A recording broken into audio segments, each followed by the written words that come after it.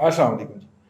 ہماری 4 ولاگ کی جو سیریز ہے وہ تو آپ نے دیکھ ہی لی ہوگی، اور جس کے اندر ہم نے آپ کو یہ بات عرض کی تھی اس کے ون آف دا ایپیسوڈ میں کہ بر صغیر کے اندر اور سب کانٹیننٹ کے اندر 2000 سے لے کے اب تک عمومی طور پہ، اور 2006-07 سے لے کے اب تک خصوصی طور پہ میڈیا کے محاذ کے اوپر وہ بیانیہ چلا ہے جو نئی دلی کے اندر تشکیل پایا ہے،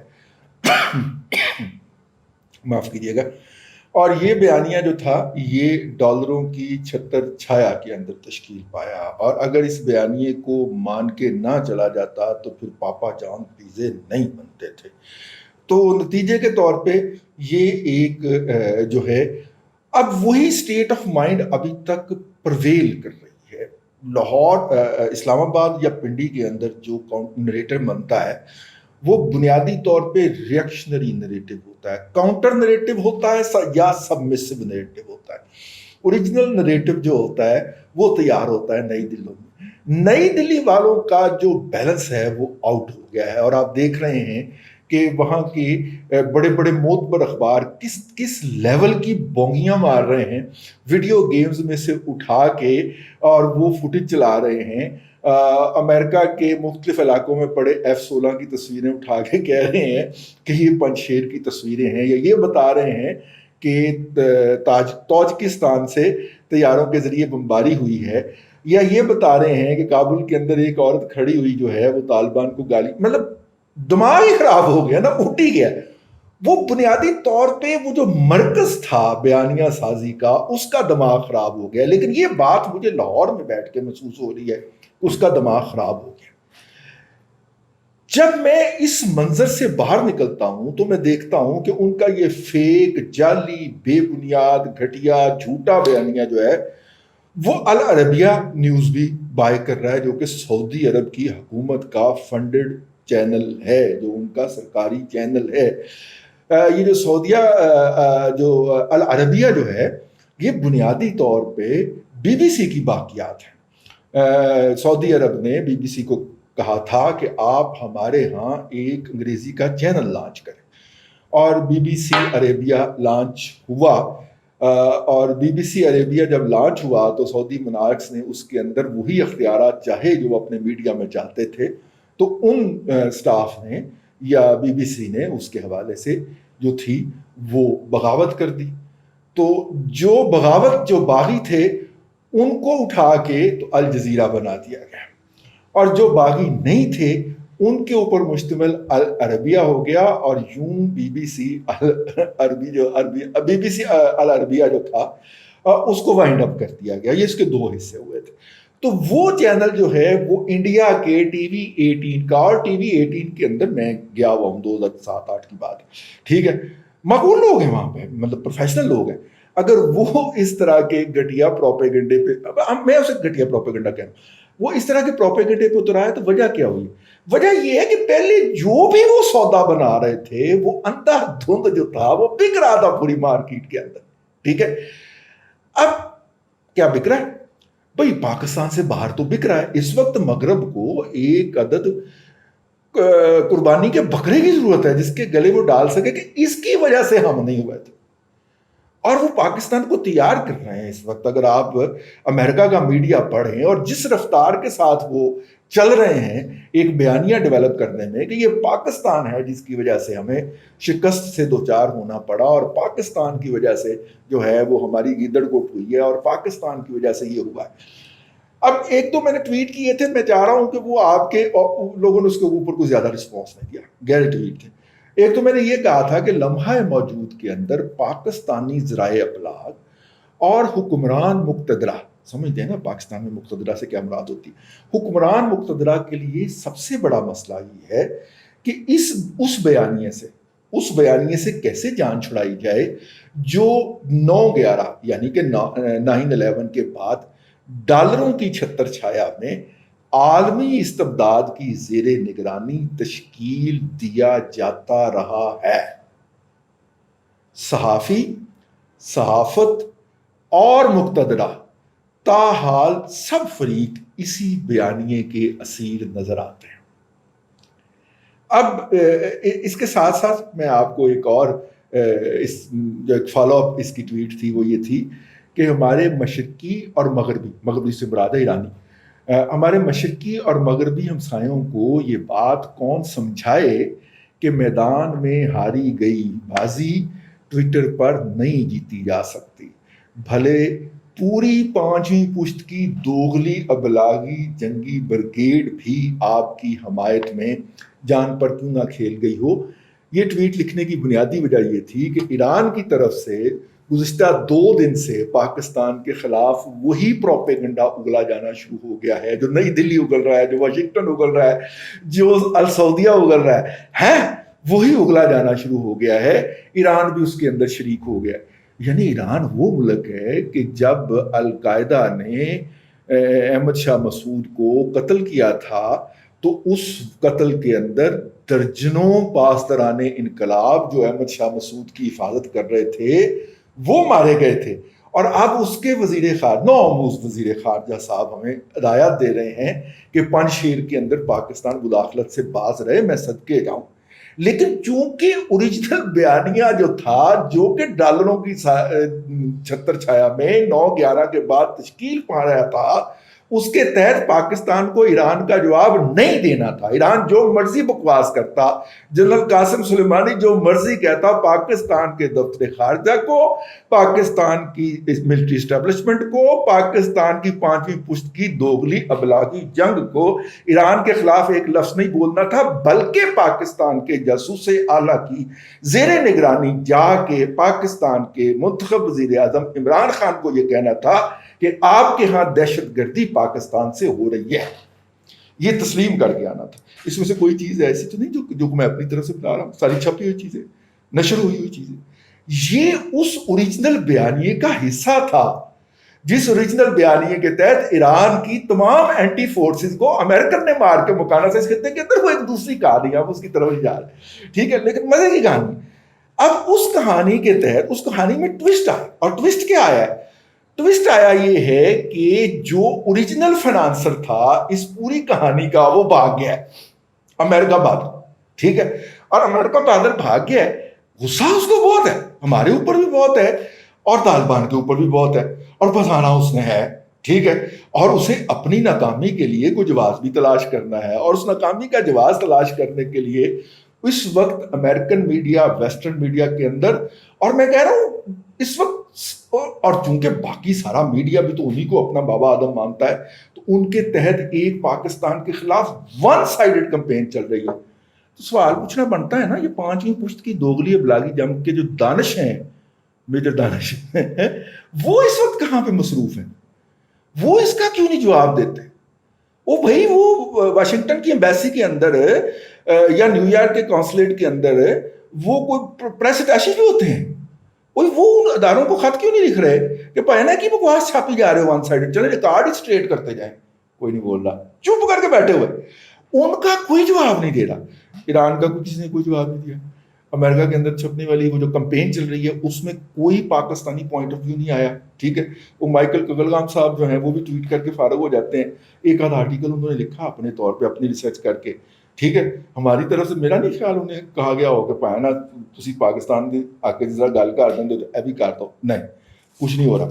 اور حسین حقانی صاحب جو ہیں انہوں نے اپنا چموٹا نکالا ہوا ہے، اور وہ ہر 15ویں دن جو ہے کہیں نہ کہیں تھاڑ لگے ہوتے ہیں، ٹھیک ہے۔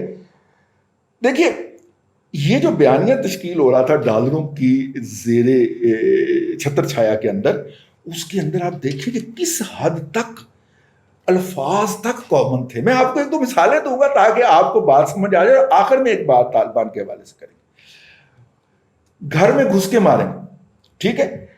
بھارتی اپنی طرف کہتے ہیں کہ ہم گھر میں گھس کے ماریں گے، اور جب وہ کہتے ہیں گھر میں گھس کے ماریں گے تو ان کی مراد پاکستانی ہوتی ہے۔ پاکستان کے اندر پانچویں پشت کی دوغلی ابلاغی جنگ کے مجاہدین کہتے ہیں گھر میں گھس کے ماریں گے، یہ بھی کہتے ہیں گھر میں گھس کے ماریں گے، اور یہ جب کہتے ہیں گھر میں گھس کے ماریں گے تو اسد علی ٹور دے گھر چ مار جاتے ہیں، رضوان رضی دے گھر چ مار جاتے ہیں، ٹھیک ہے۔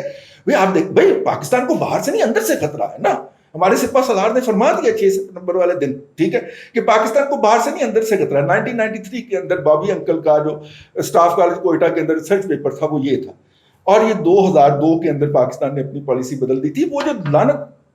وہ جو گالیاں پڑتی ہیں جنرل کیانی صاحب کو، انہوں نے اپنی 6 سال کی ٹرم میں وہ ریورس ماری تھی کہ نہیں پاکستان کو اندر سے کوئی خطرہ نہیں ہے، تو اسی لیے تو پھر ان کو گالیاں نکالتا ان کا ادارہ، یا ان کے جو متاثرین ہیں یا ان کے جو جونیئرز ہیں سمجھیں بریک بات ہے، ذرا تھوڑی سی اس کو سمجھیں۔ اچھا، مطلب میں بتا رہا ہوں، اب دیکھیے اندازہ کریں کہ جو بیان ادھر سے کبھی بھی کوئی انیشیٹ نہیں ہوگا بیانیہ بھارت کے خلاف، کبھی بھی نہیں ہوگا، ادھر سے جو بیانیہ آئے گا تو اس کا کاؤنٹر نریٹو ہوگا۔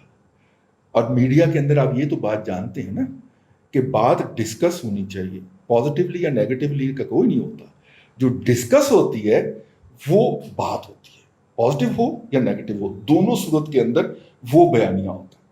تو اوریجنلی آج کی تاریخ تک بھی بیانیہ نئی دلی میں تشکیل پاتا ہے، راولپنڈی بیٹھ کے اس کا کاؤنٹر نریٹو تشکیل کرتا ہے، یعنی اسی بیانیے کو مضبوط کرتا ہے۔ اگر آپ ابلاغیات کی بات میں بولیں تو پنڈی کی 5ویں پشت کی دوغلی ابلاغی جنگ کے مجاہدین جو ہیں، جو آپ کے اور میرے دیے گئے ٹیکسوں سے ایک ایک ویلا کے 60 لاکھ روپیہ زیادہ ہو گیا، نہیں لیندے نہیں، ٹھیک لیندے نہیں، مان نہ لیندے نہیں، 2 کنال سے کار ہے میں نہیں پڑھتے، 60 لاکھ روپیہ لیتے ہیں ایک ایک ویلا کا۔ وہ لوگ انتظار کرتے ہیں کہ نئی دلی سے کیا بات کہی جاتی ہے، اور وہ جو بات کہی جاتی ہے یہ اس بات کو کاؤنٹر کر کے اس کو سیمنٹ کرتے ہیں، اس کو مضبوط کرتے ہیں، ابلاغیات کی زبان میں پیورلی بات کرتے ہیں، ٹھیک ہے۔ بظاہر عام صارف کو لگتا ہے کہ یہ مقابلہ کر رہے ہیں، آپس میں مقابلہ نہیں کر رہے ہوتے، آپ ان کی بات کو ڈسکس کر کے ان کی بات کو اتھینٹیکیشن عطا فرما رہے ہوتے ہیں۔ آپ اپنا بیانیہ انیشیٹ کریں نا، آپ اپنا نریٹو لے کے آئے نا، ٹھیک ہے۔ نہیں، افغانستان کے اندر بھی جو بھارت کی انویسٹمنٹ ڈوب گئی، آپ دیکھیے آئی ایس پی آر کا وہ بھارت کون ہے یار، اس کا 1000 کلومیٹر کا فاصلہ ہے ہماری جو بارڈر کے ساتھ بارڈر جڑا ہوا، وہ کون؟ ٹھیک، آپ اپنی بات کریں وہاں پہ، ہم بھارت کی قدر کوٹ لگانے چلے ہوئے ہیں افغانستان کے اندر، یار ہمارے دماغ کا کوئی علاج ہونا چاہیے۔ کیوں؟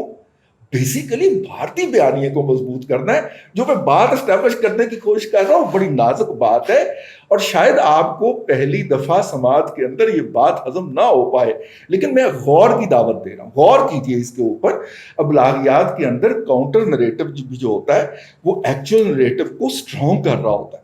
اسی طرح کشمیر ہضم کرتا ہے 370 والا ہے وہ آرٹیکل ریموو کر کے، ٹھیک ہو گیا، اور اس کے بعد اسلام آباد کی سڑکوں کے اوپر بھارت کی ANI نیوز ایجنسی، جو کہ ڈس انفو لیب کے مطابق وہ بیسیکلی ماسٹر مائنڈ ہے، وہ ایپی سینٹر ہے جس سے پورا ڈس انفارمیشن، یہ ہمیں بتایا نا 5ویں پشت کی دوغلی ابلاغی جنگ والوں نے، تو اس کے تحت پھوٹتا ہے۔